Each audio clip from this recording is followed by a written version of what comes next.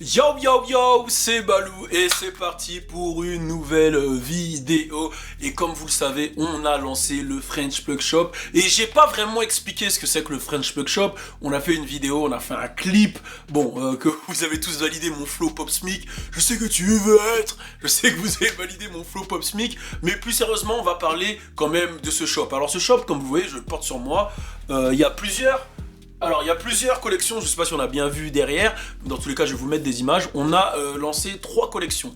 Une collection Death Row French Plug, une collection, pardon, Plugman et une collection classique. Alors, le Death Row French Plug, pourquoi on l'a fait? Parce qu'il y a du monde qui comprenait pas.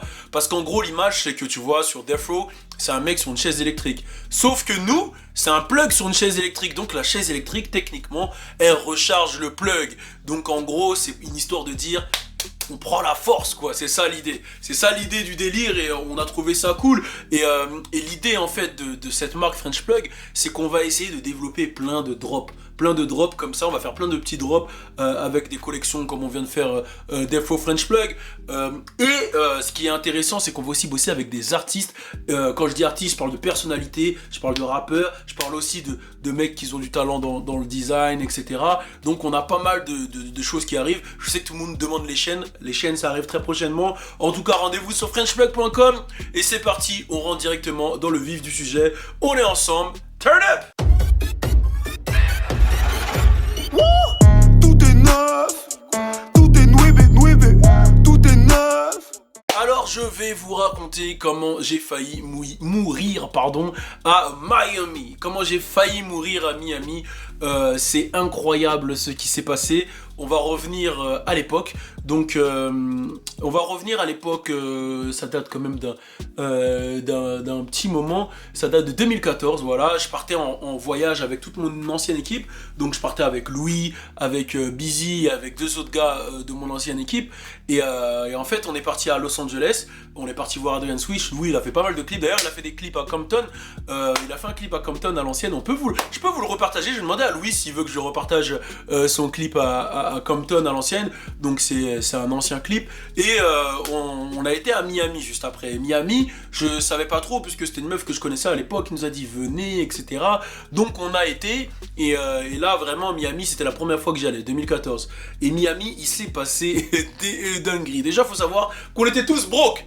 On était tous broke. Et il y a mon ami, je vais pas citer son nom, un pote à moi, qui est un peu foufou. Il y en a qui le connaissent dans les anciennes vidéos. Il est un peu foufou, il est marrant, qui dit t'inquiète, je gère tout. Donc on arrive à l'aéroport, il est censé gérer la location de voiture. Mais sauf que ce fou, il me dit t'inquiète, je gère, mais il connaissait pas trop l'anglais. Donc il arrive, il choisit une grosse voiture, je crois que c'était un GMC, mais vraiment toute option. Il y avait des écrans dans tous les sièges, il y avait des prises à tous les sièges, c'était un truc de ouf, il y avait au moins 8 places, c'était un truc de bâtard quoi, c'était limite une limousine. Et il me dit ça on l'a pour 400$. J'ai dit 400$, t'es sûr? Une semaine 400$, ça me paraît bizarre. Ça c'est le prix normalement de tu vois une petite Nissan là-bas, ou tu vois une Nissan Rogue ou un truc, mais pas un GMC, tu vois, un GMC avec toutes ses options en tout cas. Il me dit t'inquiète, on l'a pour 400 balles. Je dis ok, vas-y, on te fait confiance. Donc ça commence comme ça le séjour. Ensuite on était avec quelqu'un qui nous a logés là-bas. Et cette personne voulait tout le temps faire des trucs un peu bizarres. Genre voulait aller soit chez Booba, soit suivre des restas. Et un jour elle nous a sorti une phase, la personne, je vais pas citer son blaze, la personne a sorti une phase, elle nous a dit, je vous jure que là, elle s'est arrêtée devant un hôtel, elle nous a dit cet hôtel là, il y a un souterrain dans cet hôtel là, il faut passer avec une trappe, et quand tu passes ce souterrain, eh ben sache qu'il y a Beyoncé, il y a Jay-Z, il y a tout le monde, il y a tous les milliardaires qui sont ensemble et qui charbonnent. Et l'hôtel, c'était un petit hôtel qui ressemblait à rien du tout. Et franchement, c'était la disquette du siècle. Et c'était une personne qui était un peu dans son monde. Donc là, on commence à se dire, le séjour, il est spécial. Il est vraiment spécial. Et là où le séjour, il est parti un peu en couille, c'est que on avait cette séance studio avec un ancien rappeur, je sais plus comment il s'appelle, je crois Last Crazy Life. Et c'est la meuf en question qui nous dit, ah, j'ai rencontré un rappeur et tout, je vous le présente. Venez, vous inquiétez pas, ça va être lourd et tout. Là. Donc elle nous ramène au studio du rappeur. Et elle dit bon moi j'y vais, elle nous laisse dans le studio, donc il fait nuit, il est 22h, on est devant un studio, on sait pas qui est qui, on connaît rien. Donc là il y a un Renoir qui arrive grave balèze, il ressemble à Rick Ross, il fait c'est vous les Français, il ouvre le studio, il fait allez rentrez. Il s'assoit devant nous, On est 5 et il se met à nous regarder comme ça déjà. Donc nous on dit, wow, tu vois, tout le monde, personne n'ose parler, on sait que l'ambiance elle est chelou. Et là il y a le mec qui arrive, avec 2 potes à lui, chelou. Il arrive, il nous regarde. Il fait, c'est vous les Français? On fait ouais. Vous êtes chaud pour faire du son là? Après on lui dit ouais. Après il dit ok, bon on n'a pas d'ingé son, c'est qui veut enregistrer? Après Louis il dit bah moi je suis un son un peu aussi, je peux enregistrer. Donc lui il commence à enregistrer. Le gars, Louis fait un petit couplet. Et le gars il fait un couplet en espagnol, en anglais et il sort du truc, il dit c'est une première aux États-Unis. Sur le même son, il y a du français, de l'anglais et de l'espagnol. Une première! Il rentre dans la cabine, il refait un autre son, il dit à Louis, fait un couplet. Et le même soir, ils ont fait 3 sons. Le mec, il était pas très fort, mais on n'osait pas lui dire. Ensuite, il a dit quoi? Tonight, we're going to do 2 music videos. 2 music videos, tonight. 2 music videos. Après, on s'arrête comme ça. Et on lui dit, ouais, mais tu vois, c'est bizarre, tu vois. On avait un caméraman avec nous, on lui dit, mais les sons, ils sont pas vraiment mixés. Il dit, j'en ai rien à foutre, on fait 2 music vidéos. Il commence à se mettre torse nu, il nous montre les balles qu'il a pris. Il commence à nous parler en mode ça, t'as vu ça? Ça, je l'ai pris là, ça, je l'ai pris là. Et après, il regarde sa femme. Et là, il s'est passé un truc de ouf. Il regarde sa femme. Il nous regarde, il regarde sa femme. Il dit, qui veut baiser cette salope? Et là, on commence à dire, wow, tu vois, on commence à dire, oh, calm down, tu vois, genre, qu'est-ce qui se passe, frérot? Personne veut baiser cette salope, tu vois. Et il dit, bébé, mets-toi à poil tout de suite pour eux, montre-leur aux Français ce que tu veux, mets-toi à poil. Et commence à se déshabiller, on fait, wow, personne ne veut baiser cette salope, comme tu dis. Personne, c'est ce qu'il dit, hein, c'est ses mots, attention. Personne ne veut faire ça. Après, il dit, vous êtes sûr? Après, il dit, ouais, personne ne veut faire ça. Après, il dit, bébé, rhabille-toi. Après, il dit, vas-y, on sort, on va faire 2 clips pendant la nuit. Donc, il arrive. Nous on savait pas pourquoi il s'appelait Last Crazy Life. Et il dit ouais, j'ai une idée, j'ai appelé mon gars là, il va ramener tous les choppers, les armes et tout. On va venir, on va tirer en l'air. On lui a dit wow, on veut pas faire ça. Il a dit ok, ben venez, on va à Little Haiti. On lui a dit non, on veut pas non plus. Nous on connaît rien, on connaît personne ici. Viens, on fait un truc cosy, tu vois. Donc on est parti devant le stade de Miami Heat. Et on a commencé à clipper. Il coursait les voitures, il mettait des chassés dans les voitures, il se mettait au sol, il faisait semblant d'être mort. Et là ça a commencé à partir en embrouille. Et là il y a un mec qui est sorti d'une voiture. Il a commencé à zaef le mec. Et ça a commencé à parler d'armes, ça a commencé à Nous on a calmé le gars, on lui a dit écoute, Last Crazy Life, on aime bien ton délire, on aime bien tout ce que tu fais. Mais calm down bro. On lui a dit calme. Genre toi t'es Last Crazy Life, nous on n'est pas Crazy Life. Tu vois, nous on est français life. Donc, s'il te plaît, frérot, on veut rentrer entier.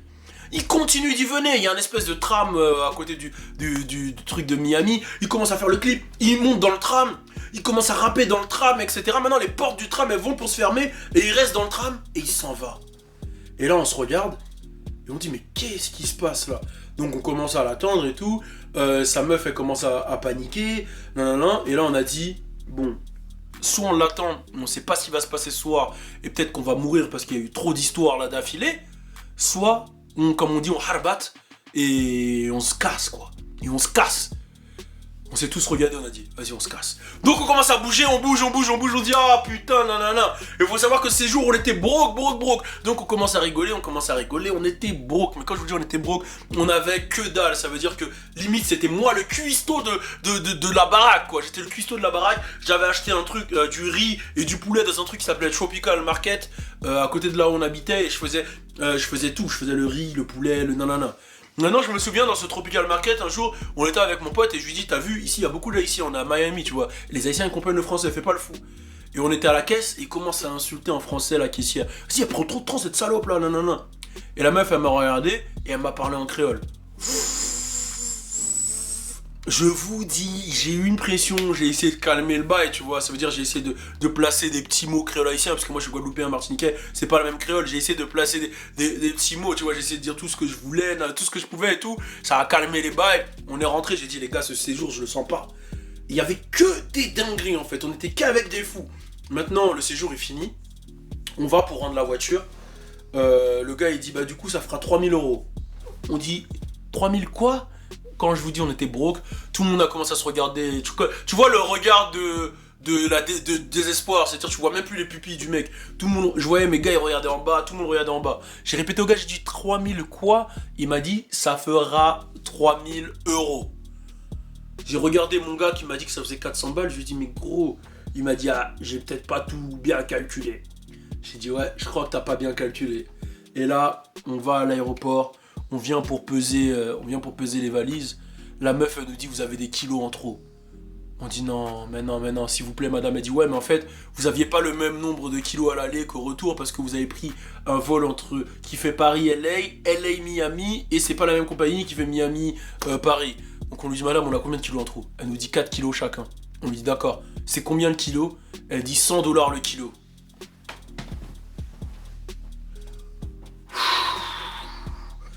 J'ai juré, je commençais à réfléchir. Comment j'allais vivre à Miami. Je commençais à réfléchir où est-ce que j'allais travailler à Miami. Est-ce que j'allais devenir mendiant? Je commençais à réfléchir. Vraiment.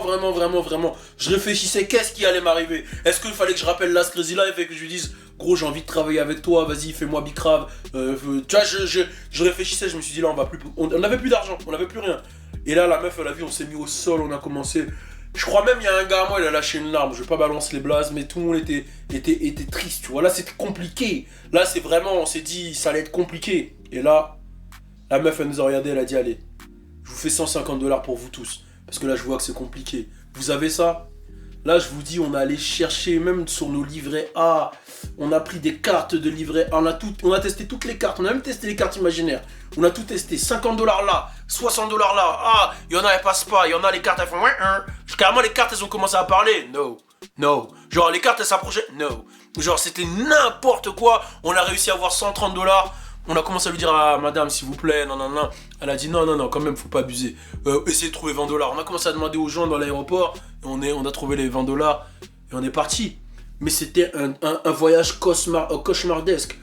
Alors, le quartier où on vivait aussi, j'ai oublié de dire, on était dans un petit quartier, c'était un peu chelou, tu vois.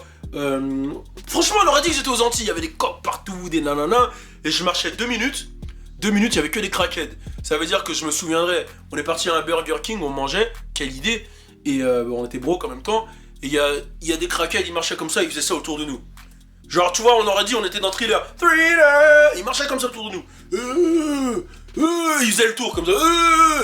Je vous jure, le nombre de fois que j'ai prié à ce voyage de pas mourir, j'ai failli mourir avec Last Crazy Life. Avec les crackheads, et à la fin, je me suis dit, je vais mourir ici. J'ai plus d'argent, plus rien, je vais mourir ici. Et franchement, c'était une aventure de ouf. Après, je vous mens pas, Louis, il a quand même fait des petites interviews, il a quand même fait des petits clips, on a essayé de faire des trucs. Mais c'était vraiment le pire voyage de ma vie en termes budgétaires, en termes de rencontres. Franchement, c'était incroyable. Voilà, c'était ma petite vidéo sur Miami. N'hésitez pas à mettre un commentaire. N'hésitez pas à prendre votre sap sur frenchplug.com. On est ensemble comme jamais. Moi-même, Balou. Turn up! Tout est nouébé. Nouveau concept, nouveau concert sur le CV. Tout est neuf.